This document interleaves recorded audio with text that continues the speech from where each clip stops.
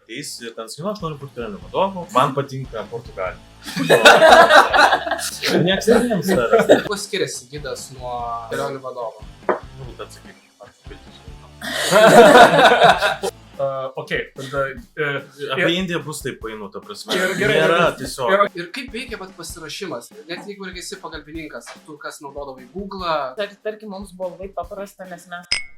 Man iš tikrųjų šiaip netgi buvo įdomu, Google šnekėjo šiek tiek irgi su Rūta, bet ir tavęs noriu paklausti. Kaip atėjo tas būtent, ar noras, iš kur atėjo būti tuo gidu, kaip profesiją pasirinkti?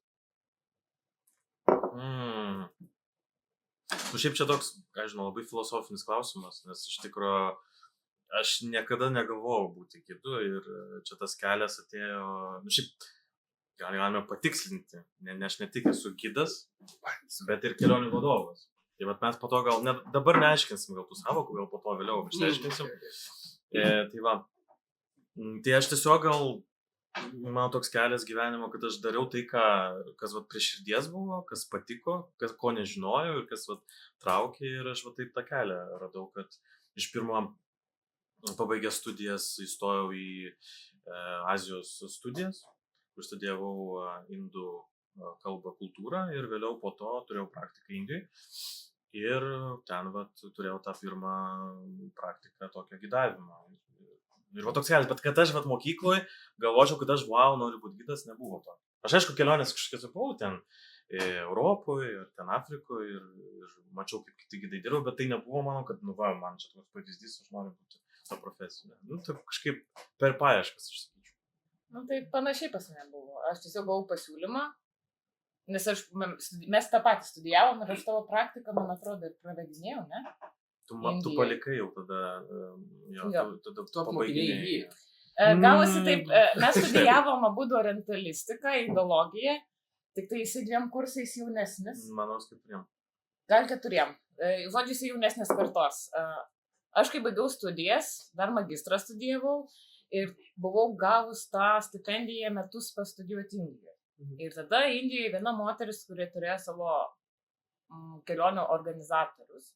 Ir jie veždavo lietuvius į Indiją, jiems reikėjo gido, kelionių vadovą, tiksliau. Ir mano profesoriai Vytis Vynas būtent pasiūlė, kad gal nori pabandyti ir aš buvau, kodėl ne. Tai toks grinai per ieškojimą, gerai, pabandom. Ir nuo to atsišakojo? Ir po to pradėjau dirbti kelionių vadovą. Bet tai nebuvo irgi pagrindinis planas? Niekada. Ne, čia...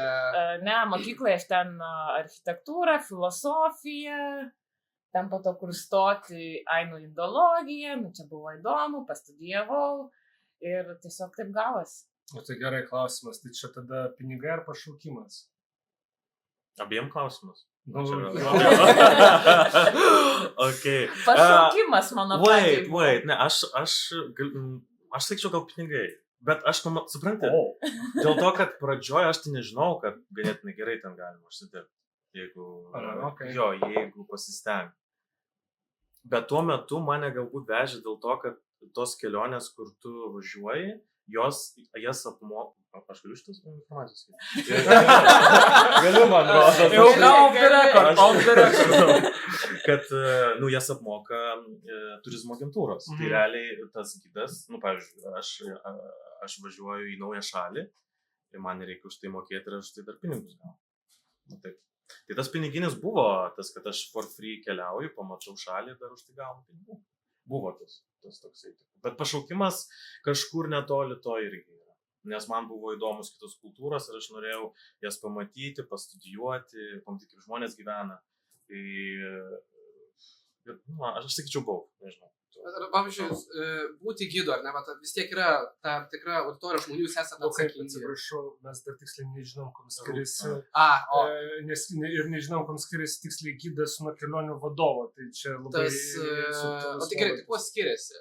Rūta dar nepapasakojo, pašaukimas ar pinigai? Nežinau, pas ne turbūt labiau buvo pašaukimas, nes tas pirmas pasiūlytas atlyginimas nebuvo labai... Tasme Lietuvoje aš būčiau galėjęs susidirbti daugiau. Lietuvoje?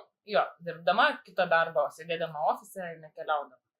Tai man labiau buvo toksai, kad pašaukimas ir pabandom, nes man nebuvo taip, kad aš tiesiog važiuoju į kelionę. Aš važiavau gyventi Delį.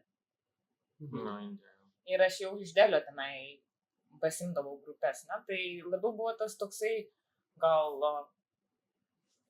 oportunizmo biški buvo, kad avantūros, tokio adrenalino, kad pabandom, bus įdomu. Aš šiandien labai turiu dabar šiuo metu ką pamesti ir tas toks dar jaunatviškas noras patirti, pažinti ir kai tau gyvenimas suteikia tas galimybės, kodėl nepasinaudoti. O jau po to ta piniginė vertė, tas suvokimas ateina, vėliau, kai jau labiau pradėjo rūpėti finansiniai dalykai. Ja, tai sakyčiau, pas mane gal net labiau tokia avantūra buvo. Čia aš šiuo momentu irgi netgi būna kartais irgi maišau ir galimai žmonės irgi internete galimai maišo, kuo skiriasi gidas nuo būtent to organizatoriaus? Kelionių vadovas. Kelionių vadovo. Rūta atsakyk, aš papildysiu jau ką. Puikiai pozicija. Jo, tai gidas, kadangi aš kelionių vadovė ir gidė, nes aš Vilniuje dirbu gidė, tai reikia jau ir gido licenzijos, negali bet kas vesti, tai yra tu... Jo, tai turi būti baigęs bakalaurą, turi būti baigęs gidų kursus ir iš principo, ką tu darai, tai pasiemi grupę ir dabar mes, tarkim, einam aplink senamiestį ir aš jiems pasakoju. Tai yra grinai tas toksai labiau pasakotoja. Aš nesakau, būna ir organizacinių dalykų, ypač tai jeigu tai yra kelionė, ten paimkim iš Vilniaus į Trakus, vis tiek. Gali būti, kad gidui teks organizuoti transportą ir taip toliau, čia jau priklauso nuo užsakymo. O kelionių vadovas, jisai jau labiau bus organizaciniai reikalai.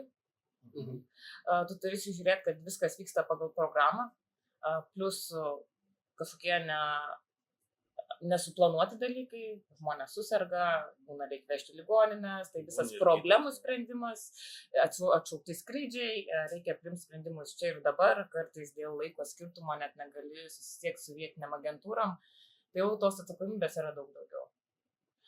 Pasakoti tenka, priklauso nuo modelio, tarkim, Lietuvoje aš galiu būti ir gidė, ir kelionių vadovė, tai ir pasakoti, ir organizuoti, bet Indijoje aš galiu būti kelionių vadovė, nes jie turi tą įstatymą, kad tik tai tas, kas turi indišką pasą, gali tapti vietiniu gidu.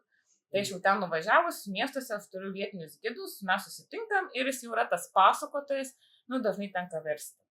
Ką jisai pasakoja, anglų kalba, tarkim, ir aš tada išverčiu žmonėms į lietuvių kalbą.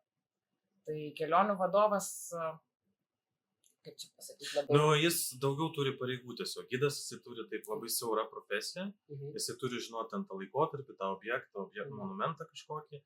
Ir jis gali būti tik kad valandą to padirbti ir tiek žinių, o vadovas, jisai yra kaip kelionių palydovas ir jisai gali ir 2 savaitės dirbti, ir savaitę, ir jisai nuolatos lydi grupę ir sprendžia įvairias problemas. Nuo organizacinių, ten, kaip ir Rūta minėjo, jeigu ten sveikatą patrinka, tu turi polikliniką nuvežti, suorganizuoti, ta prasme, daugiau, tu ne tik esi ir gidas, ir vertėjas, ir psichologas, ir darželio prižiūrėtojas, ta prasme taip, ten yra daugiau platesnė sąvoka. Daugiau atsakomybių. Taip, daugiau atsakomybių ir tu esi tas pirmas asmuo, su kuriuo klientas bendrauja, kad susisiek, pavyzdžiui, su agentūra.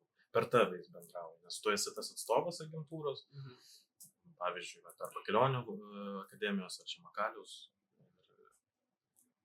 Kuo jūs daugiau būnat, tarkim, kas jums daugiau yra patenkinama ar labiau traukia, likti tik tais gidu, ar apsimti daugiau pareigų ir būti to vadovu? Man asmeniškai labiau kelionių vadovo darbas patinka negu... Aš, pavyzdžiui, dar pamiršau Rūtą, kur sakė, kad gidas turi turėti licenciją. Kelionių vadovas šiuo atveju neturi. Jisai gali, pavyzdžiui, mūsų atveju buvo, kad mes pabaigėm Pietų Azijos studijas ir mūsų regionas, mes ir taip turėjom tų žinių, tai mes labai galėjom lengvai tą regioną įeiti kaip kelionių vadovai, nes mes turėjom tą, background, sako. Bet šiaip nėra kažkokio kaip reikalavimo, kad kelionių vadovas turi turėti tą. O tuo tarpu gidų yra. O gidas turi privalo. Jisai privalo kursus praeiti.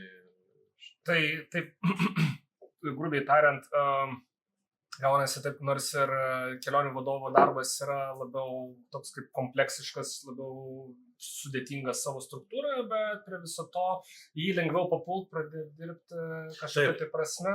Taip. Jo. į jį lengviau, bet vis tiek reikia turėti omeny, kad tave nesamdys tiesiog agentūros, jeigu tu nieko neišsiskirsi. Ta prasme, jeigu tu ateisi ir ten sakai, aš noriu būti kelionių vadovu, aš ten, nežinau, pabaigiau dizaino ten kolegiją. Man patinka Portugalija.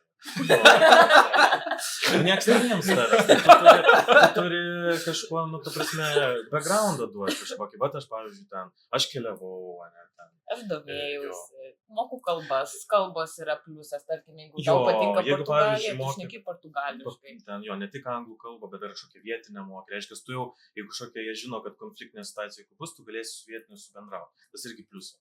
Nu, mūsų atveju mes mokėjom bent jau skaityti indų kalbą hindi, pavyzdžiui, ir susikalbėti kažkiek. Tai kiek kalbų jūs mokat, nes tai yra didelis privalumas. Būtent komunikuotis ir būtent į tas vietas, kur jūs keliaujat, jūs galimai jau ir kalbat gal tom kalbom, arba kaip minimum turbūt anglų kalba komunikuojatės. Nu ką, aš lietuvių moku, anglų moku. Hindi susišneku, bet hindi tikrai nepravešiu, tasme, jeigu atvažiuotų Indas dabar ir pravesk man turą Vilniaus senamiestį, nu, aš neturiu tų hindi kalbos terminų papasakot Lietuvos istoriją. Bet buitinį ten su vairuotojais, su gidais, su pardavėjais pokalbį galiu palaikyti. Tai ko man užtenka dar. Nu, mes dar mokėmės sanskritą, bet sanskritų nieks nekalba. Tai... Jo, tai vokiečių žinau, bet irgi tiek, kad nepravestum. Aš labai trumpai įsiterpsiu dar dėl kalbų, reiškia, čia galbūt abiem irgi. O tai, tarkim, ta pati hindi kalba, aš vis tiek įsivaizduoju, kad pravedinėjant kažkokią tai turą, konkrečiai šiuo atveju mes apie Indiją daugiausiai kalbam, tai aš vis tiek įsivaizduoju, kad vietiniai gidai turėtų žinoti anglų kalbą arba vairuotojai, tie patys irgi anglų kalbos, bent jau bazinės žinios kažkokios būti, ar ten tai taip neveikia. 50-50. Žiūrėk, čia labai dar priklauso nuo regiono, kur tu esi. Pavyzdžiui, šiaurės daly. Vairuotojai retai mokės anglų kalbą. Jie kalba, hindi jiems labiau prieinama, jie supranta tave. Nors aš taip, pavyzdžiui, irgi kapotai hindi kalbą kalbu. Aš galiu susibendrauti buitiškai, bet ten, jeigu reikėtų paskaitas, tai tikrai negalėčiau padaryti. Ten reikėtų labai ruoštis daug valandų. Bet tą buitinę suprantu ir, kiek šiauriniai daly vairuotojų, jiems geriau hindi, nes anglų jie, netaip supranta, ar tikrai to tu pasakai, ta prasme, dar tas tarimas kitoks būna. Tai šiauriniai daly geriau žinoti hindi kalbą, pietiniai daly ten skiriasi, ten jau skiriasi regionas, ten jie turi savo kalbinę grupę ir ten jau anglų kalbą jie geriau moka, dėl ko? Dėl to, kad ten yra turtingesnės tos valstijos ir nėra tokios problemos, bet kai kada irgi gali būti problemų su vietinė kalba. Bet jau mes nemokom, bent jau aš taip pietų kalbų. Tarkim, klausimas, aš vis tiek taip įsivaizduoju, kad taip suprantu iš konteksto, kad Indija yra federatyvi valstybė, kur yra daug atskirų mažų valstijų, kaip valstybių su savo dialektais ar kalbom. Taip. Taip, visiškai teisingai. O hindi yra kažkokia kalba, kuri konkrečiai toks kaip jų vietinis... Taip istoriškai susiklostė, kad tai yra moderni kalba, kuri iš sanskrito kilusi per tūkstančius metų. Ir ją kalba didžioji dalis, bet šiauriniai daly. Yra dvi oficialios kalbos, yra hindi ir anglų. Taip, yra oficialiai anglų, bet ne visi anglų moka. Ir šiaip pagal viską visus valstijos turėtų mokėti tą hindi kalbą, bet jos pasirenka mokyti galbūt savo vietinės valstijos kalbą plus anglų. Kam ta hindi, pavyzdžiui, pietuose, aš klausiau draugų, kodėl nesimokino oficialiai hindi, nes tai per daug toli. Tai yra 2000 kilometrų skiria tą regioną, kodėl aš turėčiau mokyti kažkokią užsienio kalbą, kai aš moku savo ir man anglų užtenka. Tai tiek žinių.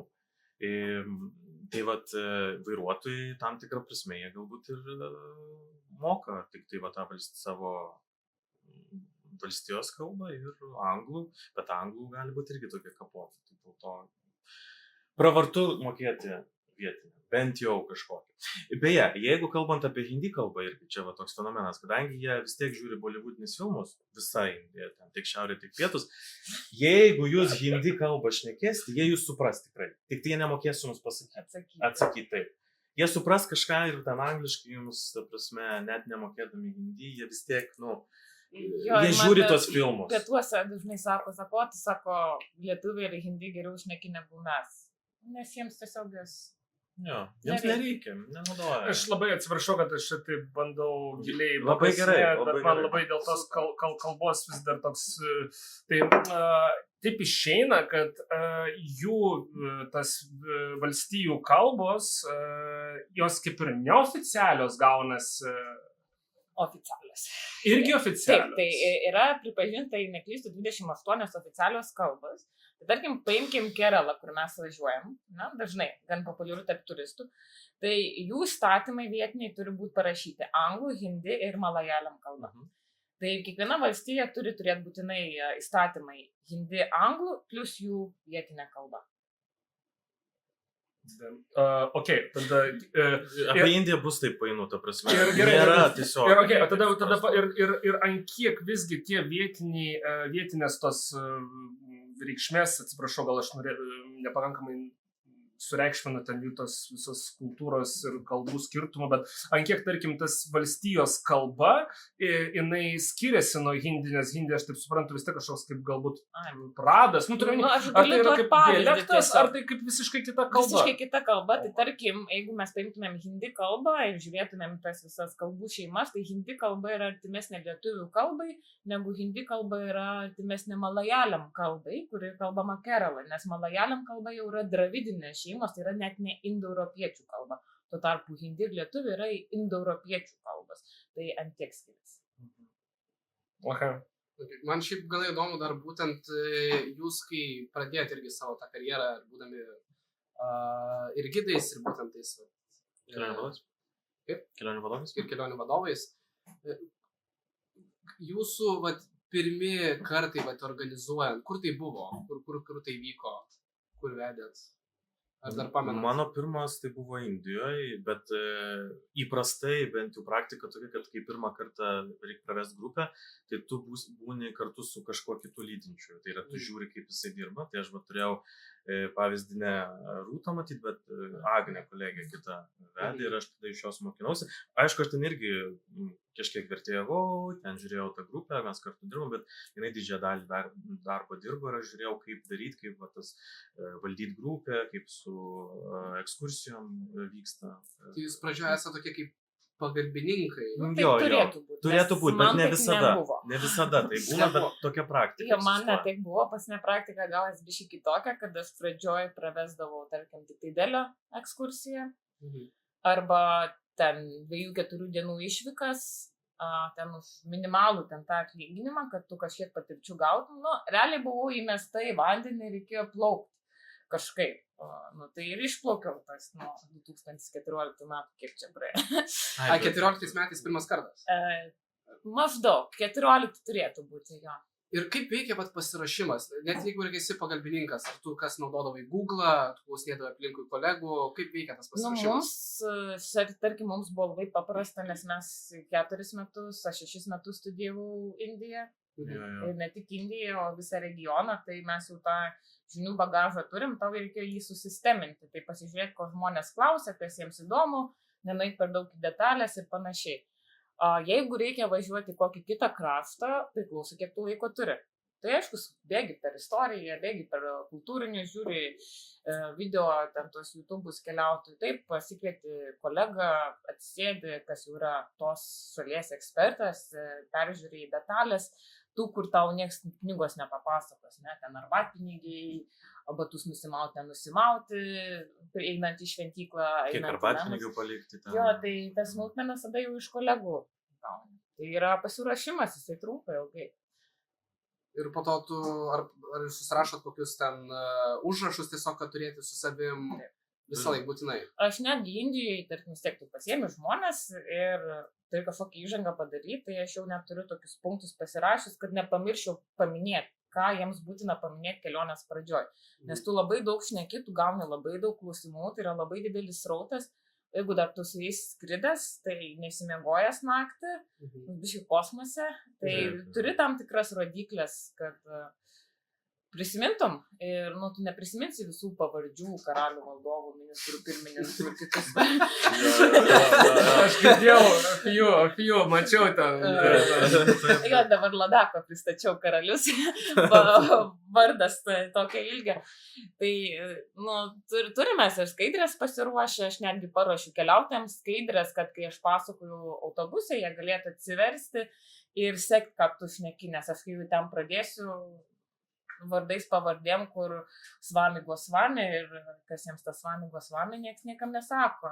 Ir kai jie mato nuotrauką prieš akis, jie labiau prisimins tą kontekstą. Tai ruošies ne tik savo, bent jau aš asmeniškai ruošiu ir keliautojams. Tai nėra, kad tu skaidriai ten viską detaliai surašai, bet įdedi žemėlapius, pagrindinės nuotraukas, kad jiems būtų lengviau orientuotis, apie ką tu šneki. Ok, klausimas. Irgi dabar iš konteksto galbūt klausytojai gali pagalvoti, kad mes turim tik tais vieną kryptį. Kelionėms. Ne, čia pradžia nuo to buvo. Tai yra didžioji dalis mano kelionių, bet taip pagrindė Pietryčių Azija, tai Nepalas, Butanas, Indija, Šri Lanka, Marokas. Ja, tai nėra, kad aš labai platų spektrą vežčiau. Ok, ir tarkim, pavyzdžiui, aš jau supratau, kad jūs abu gana net bakalauro lygmenį, ten reiškia, apsišvietę Indijos klausimais. Tai man kitas klausimas ir kaip tai koreliuoja su Maroko, tarkim, turų pravedimais. Islamas, pavyzdžiui. Islamas Indijų irgi. Nes visi, yra tas toksai, kurie mažai girdėjo apie tą regioną, kad Indija tai ten, hindų, ten budistai, panteonas, ten 1000 dievų. Bet iš tikrųjų islamas paskutinį 1000-metį darė įtaką labai stipriai Šiaurės Indijai ir ne tik ir ten, ir pietuose buvo. Tai islamas yra ir Indijoje šiaurės dalyje labai jau, ten kiek 330 milijonų, jeigu kažkur tokie skaičiai yra. Čia sekundėlė iš kiek iš viso? Iš milijardo 450 milijonų. Tai taip. Jie praeitais metais ir užpraeitais jau kinus aplenkė. Jie pirmieji pagal gyventojų skaičių. Tai grįžtant prie temos prie Maroko, tai islamas irgi yra pakitęs Indijoje, jisai perėmė tam tikras ten tradicijas, kaip ten sufizmas irgi toksai pagoniškas truputį tokių elementų. Tokie riadai, havelis panašus. Jo, ir Marokė yra to sufizmo irgi pakitęs labai islamas. Bet jeigu kyla klausimas, kaip pas mus atsidūrė Marokas, tai mes metus iš metus dirbom Indijoje, tai tu labai gauni didelį patirties bagažą kaip kelionių vadovas. Ir tada tu esi pradedamas vertinti kaip kelionių vadovas ir tau pasiūlo kitą kryptį, ar pravestum. Ir tu pasižiūrė, ar spėsi pasiruošti ar ne, ar tau tinka datos ar netinka, ir tu sutinki, nes jau, kai tu turi kelionių vadovą, nes yra kelionių vadovų, kurie labai universalūs, jie veda visus regionus. Jo, bet Marokas tik kažkiek turi tos panašumo su Indija, kad ten truputį hosiuko yra. Ir dėl to, jeigu dar pabaigiant tą klausimą, atsakymą, tai kad įmonė irgi mato, kokius tu regionus vedi ir jeigu yra panašus regionai, irgi pasiūlo, kaip Rūta sakė, kad patirties turėjom tame, jie reiškia, žino, kad turi pravesti panašų regioną panašiai, netgi taip pat gerai. Aš sutinku, kad galbūt kažkokiam religiniam, tarkim, lygmenį, ar galbūt atrodo, kas būtų neįtikėtina kultūriniam, nes atstumas visgi yra gana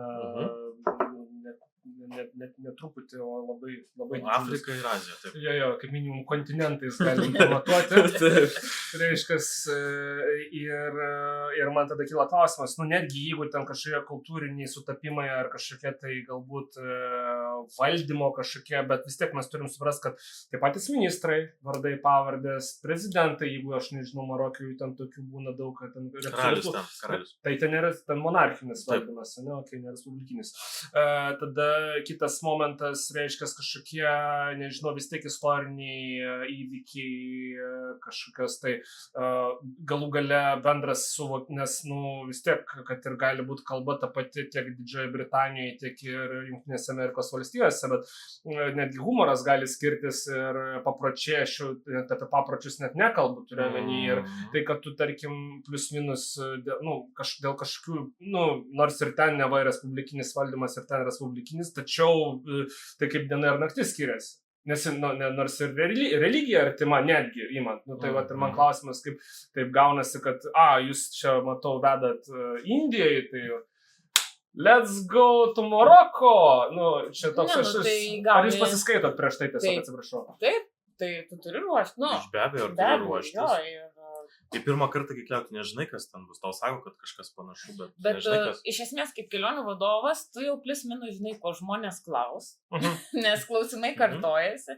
Tai tu pirmą pasiruoši tos bazinius klausimus, aiškus pagrindus. Na, jeigu turi laiko, tada eini detalės, skaitai knygas, žiūri filmus. Ir be abejo, tau duoda kontaktus gidų, arba jeigu neduoda, tu gali pasiklausti vietinių turiuomenį, kurie ves. Tu gali pasiskambinti ir jis tau viską pasakys, ko tau reikia, visus klausimus. Kuriuos turi. Pasiruošiu šiaip. Taip. Ja. Čia iš tikrųjų gali būti, kad ir ten Vilniui vedi turus ir ten staiga man sakytų, pravesk man ten Radvilų Vilnius, nu, tai man reikėtų pasiruošti apie kaip Radvilos Vilniui gyvena. Tai čia jau ne tik apie regionus šnekant, jeigu jau eisim į detalės Vilniui, tai man irgi reiktų atskirai sėdėti, žiūrėti Radvilos kokie dvarai, ką jie čia darė ir panašiai. Tai čia apskritai toks turi gilintis. Bet vis tiek, net jeigu yra kažkokie panašumai tam tų šalių, žinau, kad skamba labai netikėtinai Afrika ir Indija, yra, pavyzdžiui, tokį paprastą pavyzdį, Maroke yra populiari magija.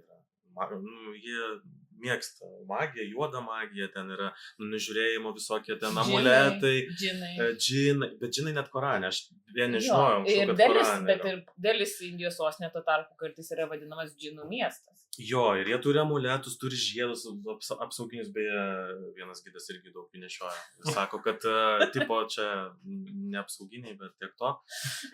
O Indų irgi tas yra, jie turi tą Atharva Vedą, kur tai yra magijos knyga šventa ir jie naudoja tos burtus visokius. Tai, atrodo, skiria kiek ten 1000 kilometrų, kontinentai, bet kažkas panašu. Ja. O tai kartais netrandi savęs jau netyčia taip su tais visais žiedais, amuletais ir toks, kaip šis ten manęs papuolė, nemanau, potrauką užsidėti. Čia šiaip neįtama. Aš bandžiau. Aš irgi bandžiau. Man išrašė, ten nueini pas astrologą, ten duodi savo gimimo datą, duodi koordinatės, kur gimėjai, valandą, minutės reikia duoti vardą, pavardę ir jisai tenai paruošė visą išplatinant, ten tokią knygą man davė, kas yra kaip, ir išrašė man žvaigždėtą rubiną. Tai yra labai brangus akmuo ir ten dabar aš neatsimenu ant 4 piršto, ten man su nuolaida pardavė kaip sesiai. Nesvarbu, aš jį pamečiau ir po to gal tiek to. Gal reikėjo pamesti. Bet tas ne taip pabandyti, jeigu tu esi tos kultūros specialistas, galim taip sakyti, ta empirika, jinai daug daugiau duoda, negu tu iš knygos paskaitys. Tai nėra tai, kad aš pradėjau tikėti tai žiedais, bet tiesiog labai įdomus tas pats procesas, tas susisiekimas su astrologu, bendravimas.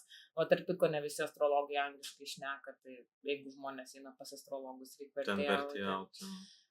Tai jo, asmeninius dalykus tokius, kur po to gal kaip čia išverst. Arba šito neprisimenu. Taip, nes tu būni tarpininkas ir žmonės pas astrologą vakariečiai eina. Jie labai asmeninius dalykus pasakoja. Jie eina kaip pas psichoterapeutą. Nors tai biškai skirtingi dalykai yra ir ten, kai tau pradeda pasakoti, tu galvoji, o dieve, nenoriu šito prisiminti. Ir tada verti astrologai. Astrologas supranta, kad čia ne jo klausimas, jis bando išsisut, ten būna tų. Bet pagal žvaigždės pažiūrėjau. O reikia laukti temų, jeigu diena. Jeigu daug sužinot, palauk vakarą. Jie turi savo tos žemėlapius ten susirašą, jiems nereikia žiūrėti žvaigždės. Jie žino, kurios yra. Man dabar įdomu, būtent buvo irgi šiek tiek anksčiau Rūtas užklausęs, bet irgi taip pat tavo nuožiūra ChatGPT. Dabar irgi tu gali bet ko užklausti. Ar tai yra konkurentas šitai būtent karjeros keliui, ar tu gali tiesiog vis tiek gidai, tie kelionių vadovai yra reikalingi, netgi jeigu yra ChatGPT. Nes tu gali paklausti apie kur man keliauti, ką man nuveikti, sudėliok man visą planą. Aš tai sakyčiau, nu, nežinau, gal būtų papildys arba paprieštaraus, bet Maronas čia yra labai geras pagalbininkas. Jisai gali, sakyčiau, tau summary tokį sudėti, bet ar jis labai tau tiksliai pasakys, nes gali klaidų privelti ten, nu, netgi esam tikrinę biškai ten istorinius dalykus, jis ten prikuria to, ko nėra. Tai galbūt jisai, jeigu maršrutą, jisai gal ir normaliai tau parinks, bet ten dėl kainų, kur nueiti, gali, man rodos, ten kažkas būti problemiška. Ta prasme, vis tiek, aš manau, turėtų būti kažkoks žmogus, kuris galėtų dar patikrinti tą maršrutą ir pasakyti, ar tikrai tu galėsi. Nes, pavyzdžiui, paprastas pavyzdys, Himalajai, tau ten gali Google'as rodyti 300 km kito miesto, bet ten tau reikia apvažiuoti tą kalną ir ten reikia 16 valandų, 18 važiuoti. O tau sakys, nu, tai tu čia gali per vieną dieną nuvažiuoti. Nenuvažiuosi tu ten. Tai vat, nu, ne, šiaip aš pats ChatGPT tai naudoju, bet profesijai kaip tokį summary, jeigu pamirštu apie tą, kad prisiminčiau. Bet nežinau, man rodos, tai yra kaip papildymas. Nematau aš kaip konkurento. Nes žmonės pirmas dalykas kelionių vadovą renkas, kaip mes ir minėjom, ten turi pabūti ir psichoterapeutų, ir emocinė parama. Nu, girdėjau, ir gydytojų. Jo, tai žmonės, jie nori to gyvo kontakto ir jie vis tiek labiau pasitikėjo žmogumi. Ir plus, jeigu žmogus pats imsis naudotis to ChatGPT ar kitom programėlėm, gali būti ir kitos, jam jau reikės dėti daugiau darbo. Nu gerai, iš pradės mėtyti vietinius terminus tenai, pavadinimus. Turi aiškintis, kas tas pavadinimas. Tu turi dėti papildomai darbo. O čia nusiperki paketą kelionės, viskas padaryta, pasiema, nuveža, parveža. Tau nereikia dėti įdarbio, o su ChatGPT vis tiek, tau reikia pasidaryti programą, po to ją tikrinti, viešbučius susakinėti, kas labai ilgai užtrunka. Dar gal, kaip ir mes tada kalbėjom, nepagalvosi paklausti kokio nors klausimą ten. Tadž Mahalą nuvažiuosi penktadienį ir ką, ir stovėsi prie uždarytų vartų, nes Tadž Mahalas uždarytas, o ChatGPT tau to nepasakė, nes tu nepaklausi. Jeigu tu paklaustum, jisai pasakytų, bet gal tu nežinai, kad šitą reikėjo paklausti. Žodžiu, tu gali žiūrėti tik tiek, kiek pats matai, klausti, o jūs taip numatot toliau. Iš patirties. Jo. Kartais ir skaudžios patirties būna ir taip, kad... Bet būtent prižiūrėti, irgi vis tiek yra grupė žmonių, ar ne, jūs ateinat, jeigu esat irgi vadovai tos visų tų kelionių, irgi žiūri visus žmonės. Yra daug, bent jau mano manimų, iššūkių, kai yra daug žmonių, tau reikia visus vis tiek organizuoti, sutart laiką, dar kažkas ir viskas eina ne pagal planą. Ir taip... Nu, tavo darbas padaryti taip, kad eitų pagal planą. Bet yra išimčių. Ne. Visą laiką viskas eina pagal planą. Aiškus, būna ten atšūkė Tadž Mahalą. Nu, atšaukė, ten man buvo toks atvejis, atvažiuoja ten galingiai 7, ten, kas ten buvo, Android. G8. Jo, ir sako, mes sudarysim Tadž Mahalo, pas mus programą. Manas gal buvo G8. Nu, ir sako, darysim Tadž Mahalą, aš neatsimenu, ar 7, ar 8 jau. Ir ką, ir tau reikės programą. Nu, tai tada tu atsisėdi, pagalvoji, padiskutuoji su vietiniais, gal iš pradžių ten nuvažiuosim, po to ten, tai tu ieškai sprendimo. Mums tada pasisekė, nes tiek užprotestavo vietiniai gidai, kad galų galėti darė turistams. Bet tai nėra, kad kažkoks Artūras ten užsisėdėjo, reikėjo po valandą susitikti, jisai ten kakų daro, ten nežinau. Yra buvę, aiškus pasitaiko, yra dar tų žmonių, kur nepiktybiškai visą laiką vėluoja 10 minučių, aš jiems duodu atskirą laiką. Atskirą laiką. Nu, yra, pavyzdžiui, žmogus, kuris visoje laiką vėluoja 10 minučių. Tai jeigu mes išvažiuojam 8, aš jam sakau 7:30. Tai tų metodų yra visokių. Aišku, susibūna. Šiaip lietuviai, kaip klientai, dėl to yra labai geri, nes šiaip lietuviai yra punktualūs žmonės. Plius minus jo. Taip, plius minus, ta prasme ten. Ir kai tu planuoji tą dieną, tą 10 minučių šiandien ten, tu suplanuoji. Tu atidari. Ne vienas veiksmas maždaug, žinai, kad pusvalandis gali užtrukti. Tai tu tą ekstra laiką pasiplanuoji. Jo, bet dar reikia turėti omeny, pavyzdžiui, nuo amžiaus kokią grupę, nes gali būti ten, pavyzdžiui, 70 metų žmogus, kitam gali būti ten 40. Nu, pavyzdžiui, jeigu ten daug vaikščioti reikia, tu turi irgi truputį, stebėti tą grupę pirmą dieną bent jau, kokia pas tavai yra. Koks jų yra tas ėjimo greitis, nes tu tai irgi turi po to Taip, paimti. Senjorai ar jaunimas. Jo, dėl to, kad okay. tau reikės tą darbą anksčiau truputį išeiti, arba tu tą, galbūt jie negalės į kalną lipti. Tau reikia tą irgi turėti omeny. Tai realiai, pirmą dieną turėtum tokią analizę padaryti visos grupės, bent jau aš tai darau, plius minus, kas ten tokie yra. Ir atvirkščiai būna netgi tie, kurie, aš ten, pavyzdžiui, 70 metų, ten 66, jie būna greičiau eina negu ten jaunesni. Ir tiesiog jiems būna, kad mes kaip tik per lėtai einam, tai ten greičiau jie nori. Tai vat, kažkaip tai yra individualiai pagal grupę, kokią gauni, reikia atsižvelgti. Nėra tokio, tu gali susiplanuoti, taip, plius minus, bet po to tu turi koreguoti pagal pačią grupę.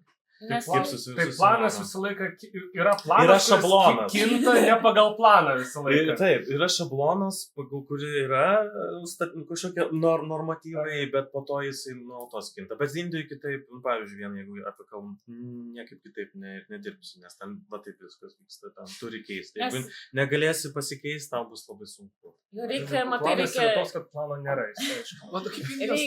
Reikia pasižiūrėti ir žmonių pomėgius, nes vieni daugiau klausinės, o kiti daugiau paveiksluos. Tai čia irgi labai svarbu yra, ypač kai tu eini į didelį monumentą, kur ten fortas, kur yra dideli 4 kiemai, daug tuneliukų ir taip toliau. Tai tu sutari su žmonėmis, kad, nepaveiksluosim dabar. Na? Tai pirmą paklausom, ką šnekam, po to duodam 10 minučių laisvo laiko nuotraukom. Tai turi viską šitą suplanuoti, nes jeigu tu matai, kad jie instagrameriai, tai pasakoji ten 3 sakinius ir tada duodi 15 minučių nuotraukoms. Tai viskas labai priklauso nuo auditorijos. Aišku, tu turi rėmus, tu turi ką aplankyti, ką privaloma, kas yra programai, ko žmonės važiavo ir tu turi spėti.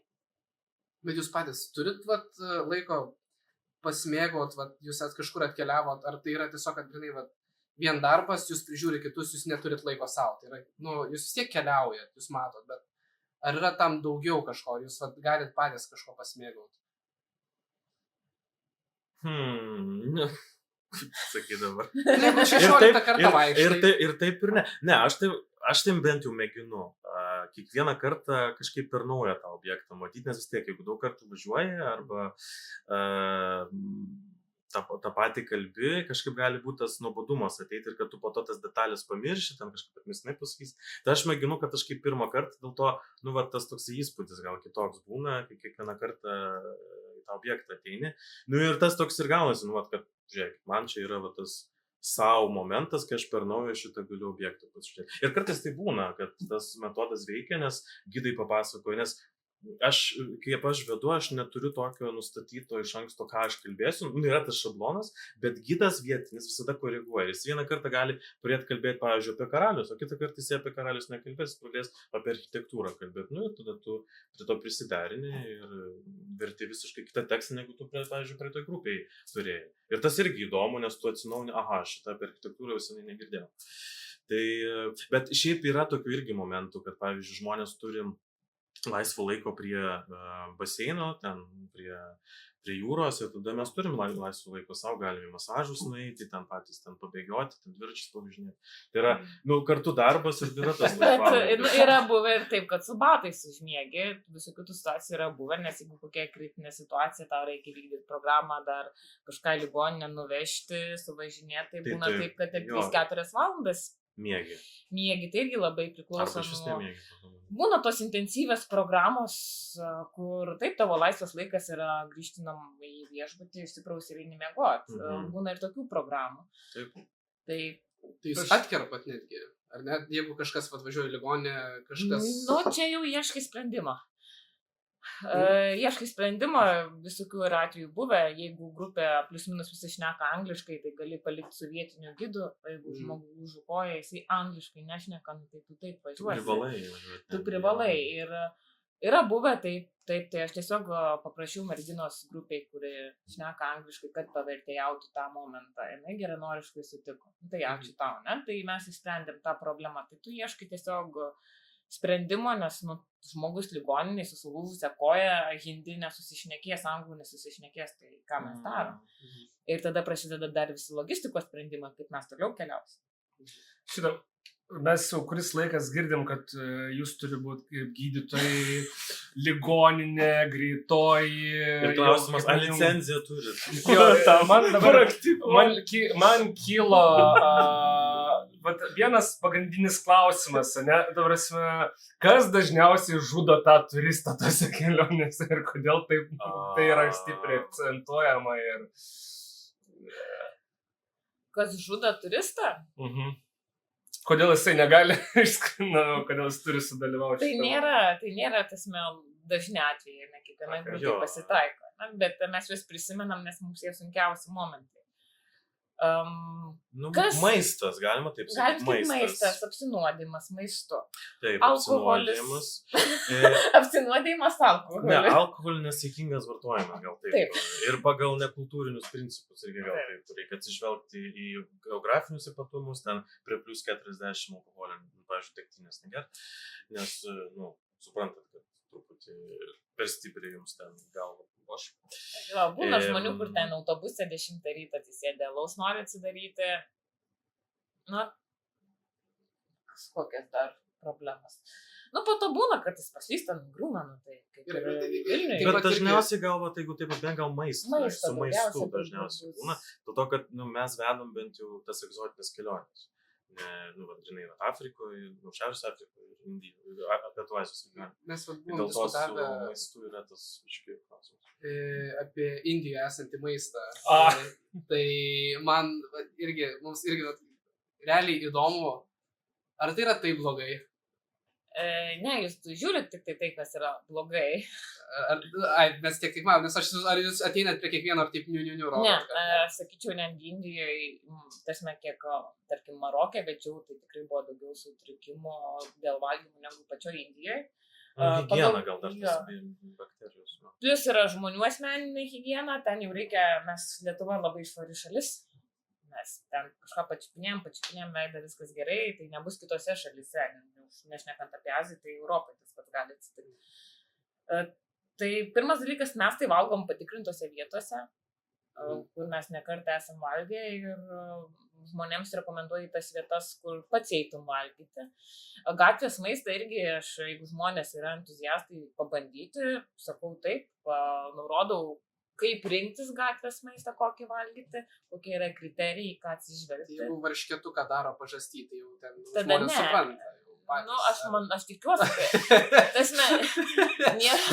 kad tokie esu matęs, tikrai.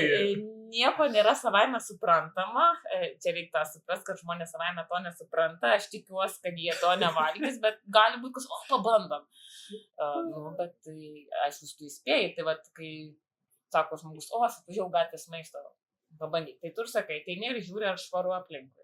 Žiūri, svarbu, kokį vandenį naudoja. Ar tai yra pastatyti geriamo vandens buteliai, mes ten kompanijas nurodom, ar tiesiog kibiras pripiltas vandenį. Tai jau tada reikės ten, kur geriamas vanduo ir bendra higiena pasižiūri, rankas valo, nevalo.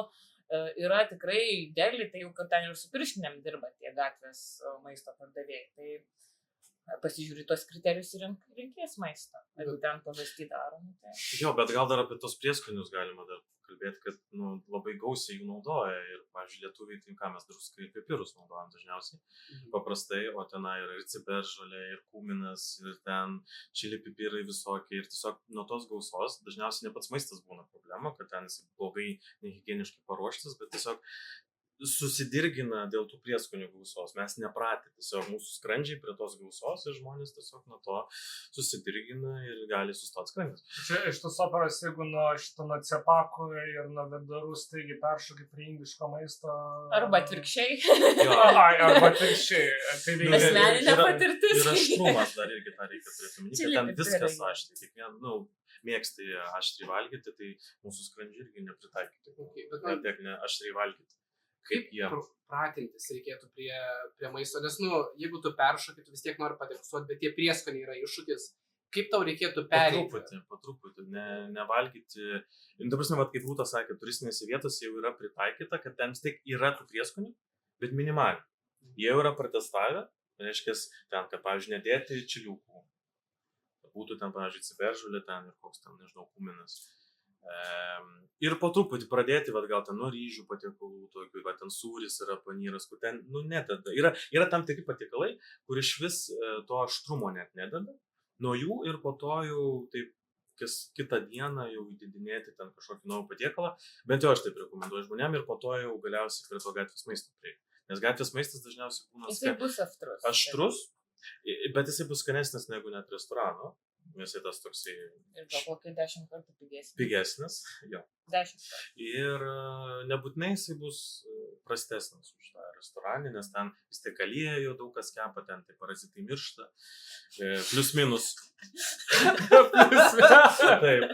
Ir dėl to, o šiaip yra taisyklė ta, kad čia ne tik gal Pietų Azijos regionui galima priskirti, tiesiog žiūrėti tuos restoranus ir užeigas, kur valgo patys vietiniai. Jeigu jų yra gausa, reiškia, tas maistas yra tvarkingai paruoštas irgi, žino, kur skanu, jie irgi serga, jie irgi vietiniai, irgi gali pasigauti kažkokią bakteriją ir dažniausiai, jeigu ten tikrai užpildytas baras, restoranas, tai tu gali drąsiai valgyti. O ten, kur nėra, tada greičiausiai arba jis kažką blogai ruošia, nepopuliarus, geriau tada žiūrėti pagal tai. Ok, labai trumpai, vietinis kebabo analogas, tai turime į fast foodo kažkoks tai kažką kaip pardavinėja, kaip mes įpratę kažką panašaus gauti, kainą nuo iki plus minus, kad ateit, gauti kompleksą, sakykime, hindi kolą, kokią nors hindi whatever bulvytas ir... Na, tai tu čia įsi McDonald's? Aš supratau klausimą, kad...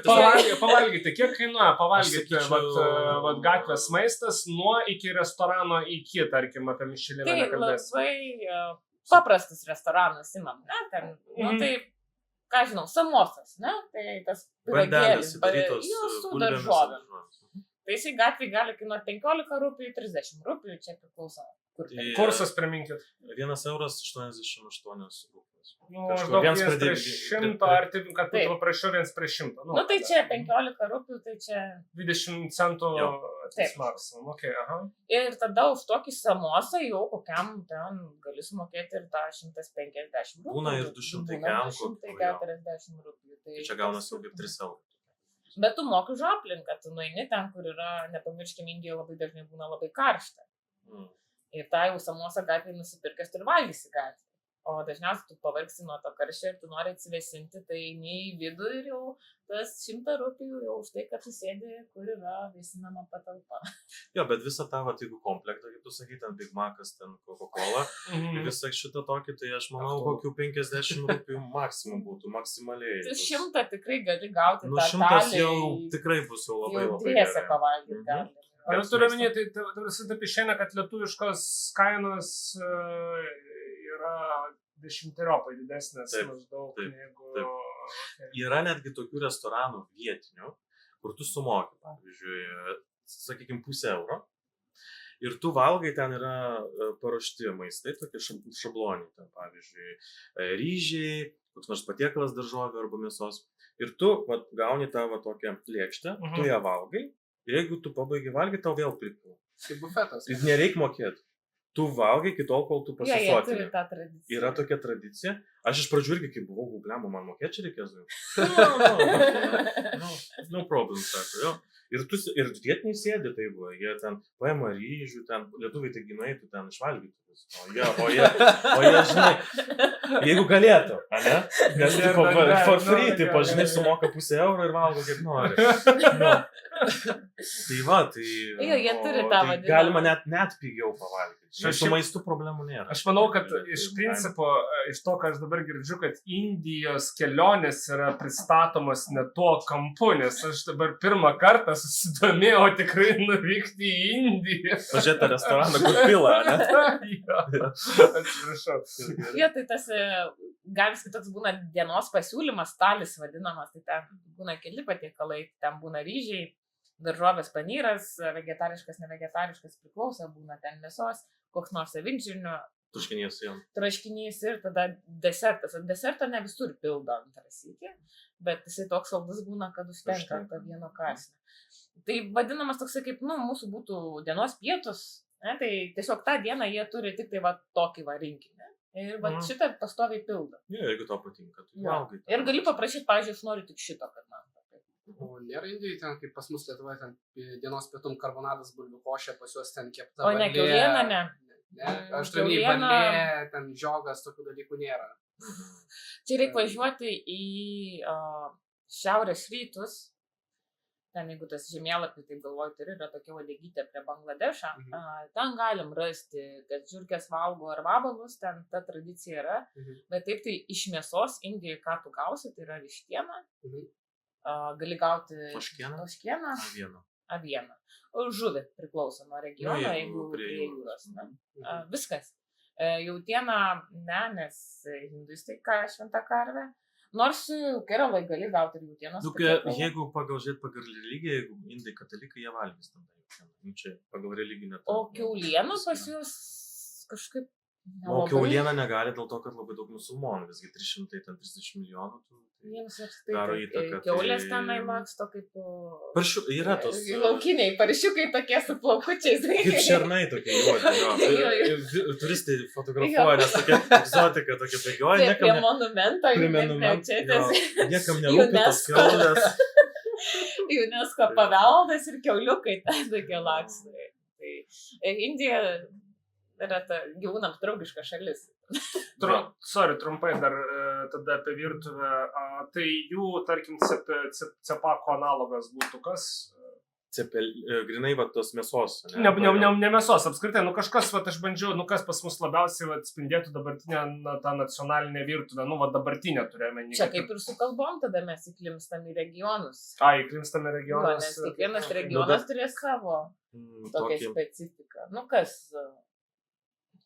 Nu, aš manau, kad panyras yra tas išreklamuotas dabar. Palak vakarų- panir. Jo, tas panyras tai yra sūris toksai varškės, kuris turi ypatybę, kad jį kai šildo arba kepina, jisai nesilydo. Jisai yra tas speciali technika yra padaryta, kad ten riebalai kažkaip nežinau tos technikos, bet tiesiog jisai formą išlaiko ir jisai labai vakariečiams yra prieinama, dėl ko jis būna, yra tas špinatų formos, špinatų yra padažas ir sūris jame. Ir man rodos, tas galima jį pavadinti kaip tą vieną iš tokių nacionalinių patiekalų, dėl to, kad... Kaip ir butter chicken, irgi. Butter chicken, nu, jo, vištienos. Irgi mes. Bet galima gal ir samosą pavadinti. Birjanis. Samosą tai, kur kalbėjom, bandelė įdaryta bulvėmis ir daržovėmis. Sakyčiau, kad birjaniai yra ganėtinai populiarūs. Birjaniai plovai. Plovai ryžių, jo. Gali būti vištienos. Chicken biryani. Chicken Jo. birjanis jo Jo, yra. Bet jie būna aštrus, va šitie patiekalai. Čia vieną Jeigu kartą to... stebinau žmogų. Mes turėsim atskirą pokalbį. Aš paaiškinsiu. Man dar gan įdomu, trafikas, būtent irgi Visiems labai įdomu. Jo, čia toks išskirtinis, tikrai ne kaip Lietuvoje turbūt kitoks. Koks išskirtinumas, nes nuo Lietuvos. Žinai, kaip, pavyzdžiui, Delį atvažiuoja į Delį iš Agros, mes dažniausiai piko valandų pakliūnam ir Lietuvai galvotum, o blemba, žinai, kamštis dabar čia sėdėsim ir žmonės neturės ką veikti, reiks kažką pasakot, o čia visi paveiksluoja tiesiog tą eismą, nes ten, ką žinau, kaip jį papasakot, ten net ne eilės, ten yra tiesiog piko metu Delį tiesiog suoms, kaip čia pasakyti, pelkė mašinoje, tasme, kur ten kas važiuoja. Jo, ir žmonėms labai egzotiška. Aišku, tas chaotiškas eismas, jis turi savos taisyklės, vietiniai vairuotojai tą žino ir dėl to yra labai svarbus vairuotojas Indijai. Kai tu kaip kelionių vadovas Indijai, ką pirmiau visą labiausiai vertins iš personalo, tai yra gerą vairuotoją. O tai jūs iš pačio ryto važiuoja, turbūt, nes, aš Kaip kada, pagal programą. Irgi programą, nes aš įsivaizduoju, vis tiek tie kamščiai tai turbūt neįmanoma, jeigu anksčiau, tai turbūt tiesiog kamštis yra normalus kamštis. Reikia atkreipdėmėsi jo. Reikia atkreipdėmėsi, jeigu įmanoma. Dažniausiai vietiniai gidai rekomenduoja, kada būna tie kamščiai, kad juos išvengti. Jo, bet, šiaip sistema tai pas jūs britiškai yra, kairė eismo pusė važiuoja, tik tai, jie važiuoja, kaip jie supranta. Jo, tai Kiek tas eismo? labai svarbu yra stabdžiai ir Kaip signalas. ten sako, jos signalas, stabdžiai ir sėkmė. Jo, Trys dalykai trys dalykai, reikalingi Indijos vairuotojai. Jo, bet dėl to, kad reikia turėti omeny, kad kadangi labai didelės tos masės žmonių, milijardus, 400 milijonų, labai sunku įsivaizduoti. Ne? Kaip taip, tai yra viena didžiausių, tai yra didžiausia demokratiško tipo valstybė. Ne? Ir tas eismas miestas, jisai labai yra lėtas iš esmės. Ten nevažiuos 80 km, 70 km per valandą, kai kurie miestai, jeigu ten pasižiūrėt, bet didmiesčiuose ne. Dėl to jie, tokie, važiuoja srautais, ten gali karvutė praeiti, ten kažkas su asiliuku prajoti, ten oškytė praeiti, ten, ta prasme, gyvūnai iš vis ten ramus, ten karvutė, tam eisim, pagrindinę gatvę, centre sėdės ir visi apvažiuos.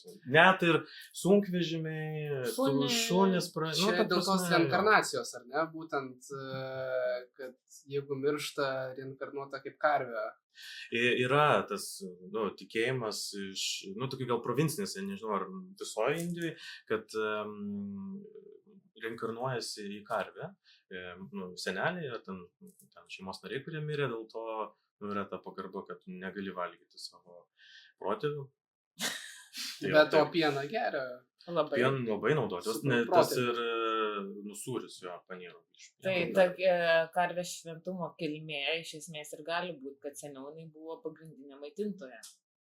Jo, čia jau pienas, sviestas, sūris ir taip toliau. Tai mėsos tu kiekvieną dieną, tai lietuviai seniau pjaudavo kiaulę 2 kartus metuose.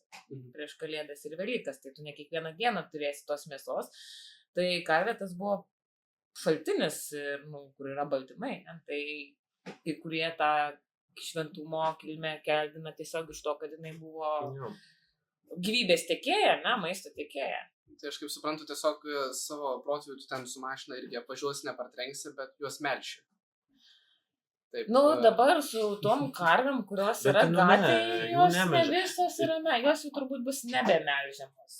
Šiaip ten dažniausiai gatvėse netgi būna ne karvės, o jaučiai. Ten nelabai melžia, iš vis nemelžia. Esmė tame, kad bent jau kaip gidai pasakoja, kad kiekviena karvė, kur gali duoti pieną, jinai turi savo savinį. Nes kodėl? Dėl to, kad duoda pieną ir tiesiog praktiška turėti. Ir jos jau dabar būna sužymėtos ausyti. Taip, ir jos kažkam. Ir yra netgi karvių, kaip yra senelių namai, yra karvių. 5 pėdutės, aš vadinu 5 kanopėlės. Taip, kaip yra senelių namai, tai turėtų pamestinukų karvių namai. Pavyzdžiui, jeigu tos karvės yra kažkur be šeimininko, jas būtinai laiko ir melžia. Tai o tas, kurios dažniausiai, ne visada būna, aišku, gali būti ir karvė, kur tam gatvėje guli, bet dažniausiai būna vyriškos giminės, arba buivolai, kurių iš vis su buivolais nieko jų nėra. Buivolai kaip tie tokie... Kalnuose yra tas buivolų pienas. Juodos spalvos tokios karvės su dideliais tokiais ragais. Himalajose geria jų pieną. Buivolų pienas, toksai kaip skiestas pienas. Čia kaip karvė tik mažiau šventa. Naudoja, man rodos, ūkiai jiems, tos tokios kaip, nes turi kuprą, bet Himalajuose tai taip geria buivolų pieną. Bet man rodos, juos ir mėsai naudoja, į pietų Indiją siunčia, man rodos, tą agrinai jautieną tokį, nes buivolai mažiau skaitosi kažkaip šventi, nors ta pati giminė. Čia reikėtų paklausti, kodėl. Rasizmo tokios lengvos užuominos, sakyčiau. Kažką buivolas, matai, kitaip. Buivolė, arba buivolas kitaip daro. Mažiau močiutė. Tai tikrai mažiau močiutė, negu ten daugiau močiutė, tarkim. Supratau. Tarkim, tai sakykim, visgi grįžtant prie mūsų prado, čia mes jau visai Indiją paskendom, aišku, galima, čia man atrodo, beribiai plėtotis, bet tarkim, gidas arba kelionių vadovas. Svarbiausios vertybės, ne vertybės, o reiškia kažkokie tai žmogaus savybės, kurios turėtų turėti intravertas, ekstravertas, visą kitą, kažkoks mąstymo konstruktas. Turėtų, bent mano viena iš pagrindinių, tai nepasimesti stresinės situacijos, man rodos. Valdyti stresinės situacijos ir neprarasti to tokio budrumo. Mandagumo taip pat. Mandagumo, taip. Nuoširdus irgi, man turėtų ganėtinai būti, kad žmonės tavim patikėtų. Labai padeda geras laiko planavimas. Gebėjimas gerai laiką planuoti. Dabar intravertas, ekstravertas, aš nežinau, ar čia galima apibendrinti. Aš tai save intravertų laikau iš tikro, tai man atrodo, kad gal intravertui truputį būna ir lengviau, nes jisai greitai baterija nusenka ir jisai paplanuoja tada, kiek jis gali šnekėti ir kiek jis gali laikas su žmonėm. Nes ekstravertas gali už tame, žinai, žmonių sūkurį užstrikti ir po to pamiršti gal svarbius dalykus. Jo. Nu, čia nežinau, labai sunku pasakyti intravertas ar ekstravertas geriau, bet kas yra labai svarbu kelionių vadovui, tai yra perskaityti žmonių lūkesčius. Jo, ir galbūt, tas detalės irgi atkreipdėmėsi. Tam tokiam, nežinau, ar tai kruopštumas, bet tiesiog detalės, matyti kiekvieną, kaip žmogus ten eina, ką jisai sako, ką jis gali valgyti ir prisiminti, tai atminti irgi reikia atėti ir detalės pačios viso turo prisiminti, kad mums ten, pavyzdžiui, penktadieniais ten neveikia tame čia, tai irgi turėtų omeny. Ir dar labai svarbu nepamiršti savęs, nepamiršti pavalgyti, atsigert vandens. Jo, irgi, tai dažnai gali pamiršti. Taip, tai, aš turbūt kelčiau prioritetą vos ne... Komunikabilus irgi turi. Komunikabilumas taip, be abejo. Privalu. Turi klausimą. Ir aišku, turi sveikatą irgi palaikyti tam tikrų lygmenį, nes nesakyčiau, kad labai sveikas gyvenimo būdas, nes tu gali ten 12 valandų skristi lėktuvo, o po to iškart kitą, ta prasme, tą pačią minutę, kai tu atskrendi, ten turi 2 valandas laisvę ir turi vesti ekskursiją visos dienos, tai tu turi priprasti, kad tu nemiegosi, kad tu savo kūnų kažkiek kenksi, bet po to tu turi kažkaip jį atstatyti ten, ar sveikai maitintis, ar ten į sportą eiti ir, stengtis palaikyti sveikatą, nes otherwise bus labai sunku po to kažkurį metu. Iš manęs toks dar paskutinis klausimas būtų, žmonėms, kurie eina į visas tas kelionės iniciatyvą, ką jam reikėtų pasiruošti, ar tiesiog dėti visą pasitikėjimą į būtent gidus, visus tos vadovus, ar jie turėtų irgi patys pasidomėti apie kultūrą daugiau? Aš visą laiką rekomenduoju pasidomėti. Dokumentinius filmus šiaip labai gerai bent jau vieną pasižiūrėti, nebūtina ten 10, bet užtenka vieną apžvalgai apie kultūrą ir... Ne, pasidomėti reikia, nes, kam tada ten važiuoji, nes tada tu gali ir gal konkretesnius klausimus užduoti kelionių vadovui, tiesiog ne tai, kad kažkokią paprastą informaciją gaudyti, biškį giliau pakapstyti, pakalbėti. Ir šiaip visą laiką įvažiuoji į svetimą šalį, bent jau tuos. Šiaip dažniausiai agentūros netgi siunčia prieš kelionę, tokias kaip kelionės atmintinės, ir ten yra jau svarbiausia dalykai suminėti, tarkim, apranga, nes kelionių vadovas aš pasiemu oro uoste žmonės. Man yra buvę, kad atvažiavo moteris ir sako, žinokit, į Indiją, žinokit, pas mane tik tai minisionai ir iškirptas didelis. Ką darom? Pirmą, gerai, kad atvažiavome viešbutį laisvas laikas į Zarą.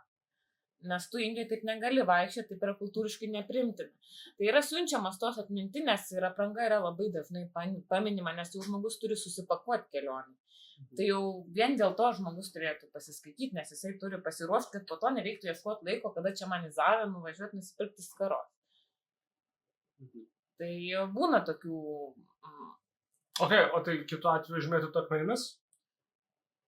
Spaksuotų, ne, tau būtų nemalonu. Būtų jai sunku, dėl to, kad grupėje vis tiek prie tavęs taip nelystų, nes tu vis tiek tarp europiečių, vakariečių, bet jo, spaksuotų, dar jeigu blondinė, tai ten...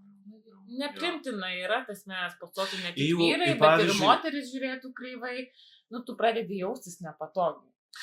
Pavyzdžiui, šventyklas irgi neįleistų, tu ten objektų, kai kurių nematytum, ten ir netgi ir karališkus rūmus galėtum, jeigu programų yra. Tu negali būti savimi, sakykim. Tu turi prisidengti, prasme, nėra taip, pavyzdžiui, Indės irgi jos ten tos pilvus rodo, bet su minisijonais. Tai ten, aišku, yra ten vietų, kur tu minisijonų gali pamatyti, bet tiesiog, kad tu, tai nėra labai plačiai paplitus. Dėl to... Dėl pačio saugumo savo, dėl to, kad reikia turėti omeny, kad jeigu tu jausi saugiai šaly, tai tau jinai kitaip atsivers. Jeigu tu nuolatos galvosi kiekvieną savo žingsnį, ten gal aš esu apsirengus taip, tas vyras mane žiūri, aš truputį nepatogiai jaučiuosi, tai aš kitaip ir tą kultūrą tada stresuosi nuolatos. Jo. Tai dėl to mes bent jau stengiamės kelionių vadovai nuo to apsaugoti ir kad ta kelionė būtų komfortiška. Tai pavyzdžiui, ir apie tą maistą pakalbam, ir apie tą aprangą irgi pasiskaito prieš tai, jeigu pasiskaito žmonės, ką siunčia įmonės. Kad tiesiog būtų komfortiška, tu galėtum patirti, kas ta šalis, nebūtinai ten Indija, Marokas, ten kitur. Gerai, turiu pasiruošęs tokių blitz, žodžiu, šiokių tokių klausimų, kai kurie iš jų buvo atsakyti eigoje, kai kuriuos pabandykim dabar kažkaip rezumuojant, reiškia, tai visgi, kodėl važiuoti ar kodėl nevažiuoti į Indiją? Tai važiuoti? Būtina važiuoti. O perfrazuoju, atsiprašau, kam važiuoti ir kam nevažiuoti? Ai, kam ne... Norėjau... Taip, supratau, jo. Čia turbūt reiktų tiesiog išskirti, kam nevažiuoti, nes daugelį tikrai rekomenduočiau, nes tai, įdomi šalis, tai ten... Man rodos, kitur nepamatysi tokios šalies. Jeigu dėl bendro išprusimo, aš tai visiems siūlyčiau važiuoti. Jau kokią tu ten patirtį gausi, ar ten tau bus ten tos šiukšlės, ar ten, nežinau, ten kažkas nepatiks, nesvarbu, tai bus ta patirtis, kurią tu po to galėsi kažkaip išgyventi. Ir stereotipų sulaužyti, nes labai daug stereotipų yra. Šiaip, kam nevažiuoti, galbūt tie, kurie labai bijo, tos nehigienos, ten... bijo maisto, apsinuodyti, tokių,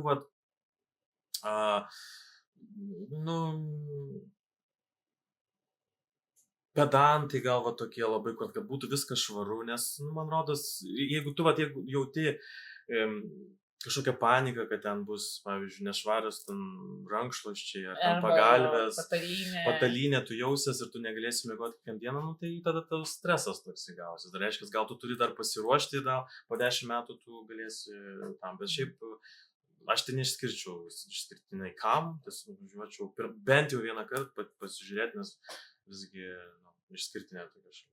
Gerai, ir visgi, jeigu nuvažiavai, arba galbūt čia asmeninė patirtis, pirmi dalykai, kas bus pats keisčiausias dalykas, kuris, tarkime, europietį taip, gali šokiruoti, stebint, kas tokio, kažką, ką gali pamatyti žmogus. Senai jau buvo. Ne, palauk, Delio oro uostė, ne? Delio oro uostas, miegantis tie pasieniečiai ten, kur visą, eilės. Eilės, jo. Jo, daug žmonių masė. Mes šnekam apie tos milijonus, bet tą kiekį pamatyti žmonių dažniausiai daugam tikrai tiek eismas, tiek žmonių kiekis. Aišku, šiukšlės. Jo, yra tas tokia gal pilka migla, biškai tokia, kad, ten tas būna rūkas susimaišęs su smogu. Toksai jis dar netgi kvapą turi, toks dėlis, kaip mes sakom, turi kiaušinių kvapą, tokį su sieras ten. Jo, tai tas gal irgi ir, tas eismas tikrai. Nes iš karto iš oro uosto, aš tiesiog įsivaizduoju, kai mes važiuojam autobus, iš karto mato žmonės. Bet prie oro uosto, bent jau Delio, tai ten labai gražiai dar sutvarkyti. Tai irgi gali padaryti tokį įspūdį, kad wow, taigi čia visai švaru. Šiaip... O po to jau ten įvažiavus kažkur? Šiaip turbūt daugiau negu pusė žmonių atvažiuoja su blogesniu įvaizdžiu, negu jie susiduria. Jo, stereotipai, kai kada... Tai aš sakau, kai žmonės, kolegos išgirsta, kad Indija vedi turus, jis sako, Jėzau, kaip sunku turėtų būti, kaip tu gali, čia ten tragiška šalis. Bet sakau, ne, kaip tik žmonės atvažiuoja su labai žemais lūkesčiais.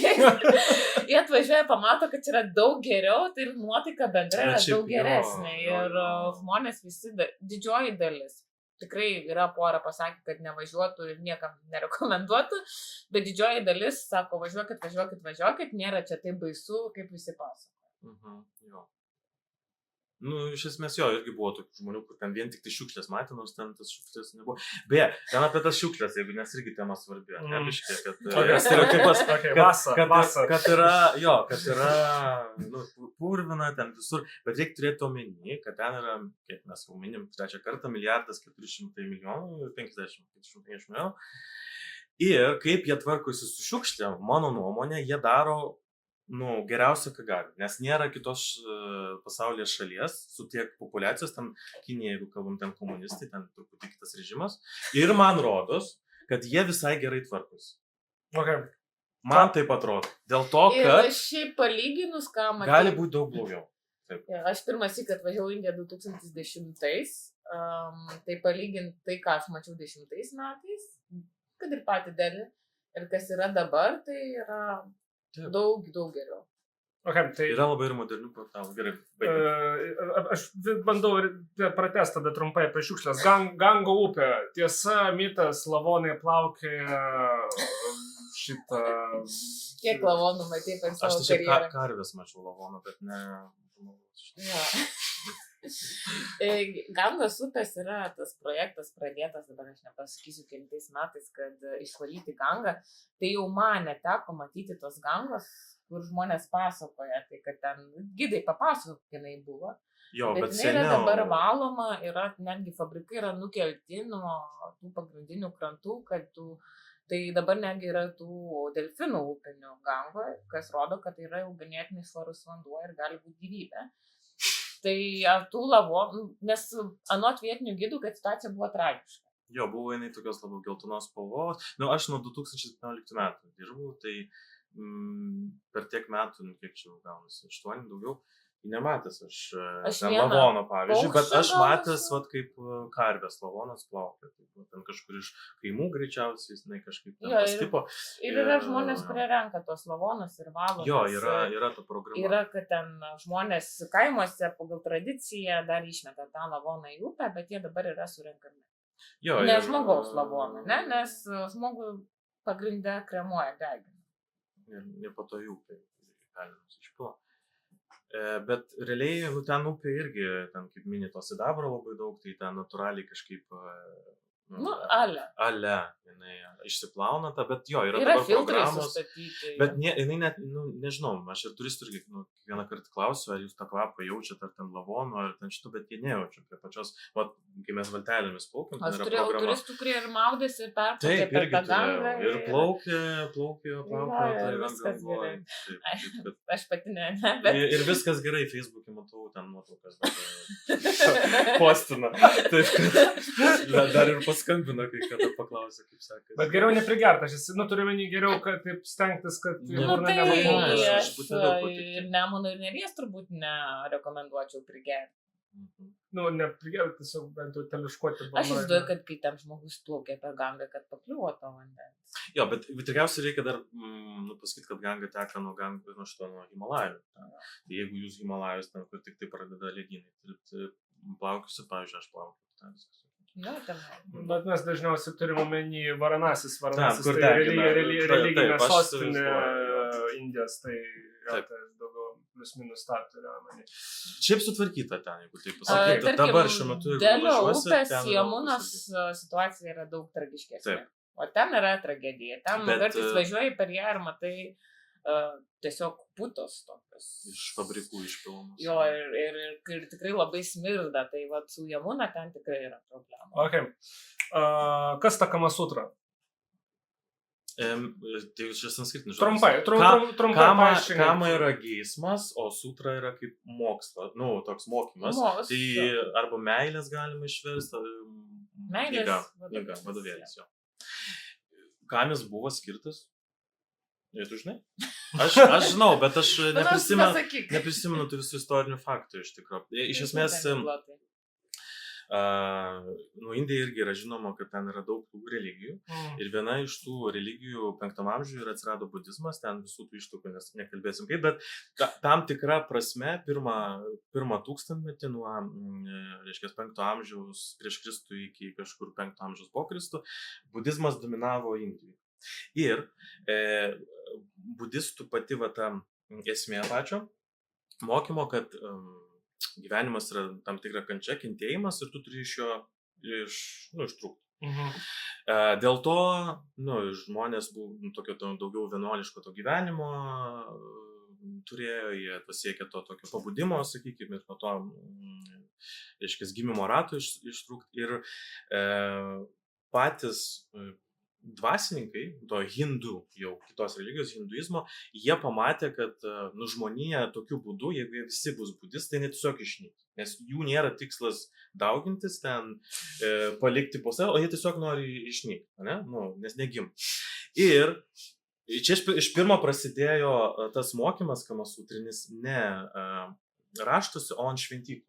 Tai šventyklos buvo ne tik kaip maldos namai, bet žmonės ėjo, kad išmokti, ten buvo skulptūros tos, kaip yra tam tikros pozos, kas tai yra, ir šventikas galėjo paaiškinti. Tai nebuvo kažkoks tabu, tai yra, jie mokėsi gyvenimą, nes pas juos yra irgi tam tikri stulpai, hindų, tai yra lytinis švietimas, kad seksas yra normalu ir yra gyvenimo dalis.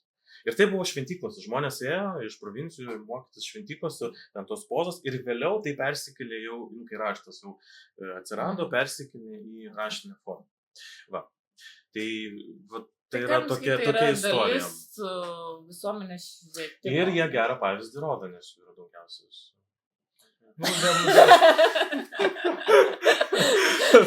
Taip. Neturi gimstamumo problemų. Žodžiu, nuo budizmo, kai užsikūrė, to pabijojo. Matau, jo, taip. Dėl kontracepcijos švietimo, bet seksualinio yra užtenka. Taip. Gerai, okei. Kieno Kašmyras?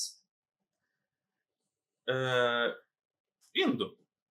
Jeigu taip pilnai situaciją žiūrint, istoriniai faktai, kas sako, aš nesu kažkas, kad nuspręšiu, kam priklauso Kašmyras, bet kai jau Indija kūrėsi 47 metais, prieš tai Britanija kaip valdė, tai jie turėjo kur tiesiogiai valdė valstijas ir tas karališkas valstijas, kurie vasalų principų, pasakykime taip, su Britais bendradarbiavo.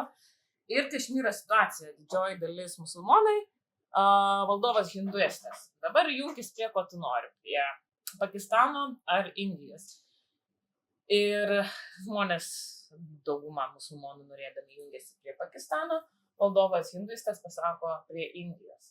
Konfliktinė teritorija, kadangi Kašmyras turi daug išteklių, tai šiuo metu yra demarkacinė linija ir turim 3 pusės netgi, tai yra kas nori būti prie Pakistano, kas nori būti prie Indijos ir kas nori nepriklausomo Kašmyro. Kiek Kašmyre gyvena žmonių? Net nežinau tos populiacijos, jau čia reiktų pasitikrinti. Nežinau. Tai taip nuspręst man, kieno Kašmyras. Jo, bet istorinė prasme tai teisingai jo, tas kas yra, kad istorinė raida buvo kai kūrėsi Indijos pati valstijos, ne valstybė, buvo tos dvi, tos tokios, kur norėjo matyti kaip Indija, o musulmonų kūrėsi tą Pakistano formą, kaip islamo pagrindu ir buvo, dabartinis Bangladešas kažkada buvo vakarų Pakistanas. Tai buvo tokia idėja, kad ten, kur musulmonai, yra Pakistanas, o kur visi kiti ten, budistai, hinduistai, sikai jau yra čia Indija. Ir ta valstija Kašmyro, jinai grinai pasirinko jungtis prie Indijos, bet kadangi musulmonų pagrindu turėjo jungtis prie Pakistano, tai taip ir tas konfliktas liko, bet vietiniai, pavyzdžiui, daug kašmiriečių, tų pabėgėlių yra visoje Indijoje, jie dabar yra kaip tokie pardavėjai, tokie turi krautuvę savo ir jie daug pasako apie tą regioną ir jie šiaip, bent jau kiek aš jų klausiu, jie sakė, jiems patinka būti toje Indijos pusėje, nes jie to Pakistano nei pažįsta, nei žino, jau gyvena 50 metų Indijos pusėje ir žinai. Kokia tu grupė sutinkė, nes tie, kurie kovoja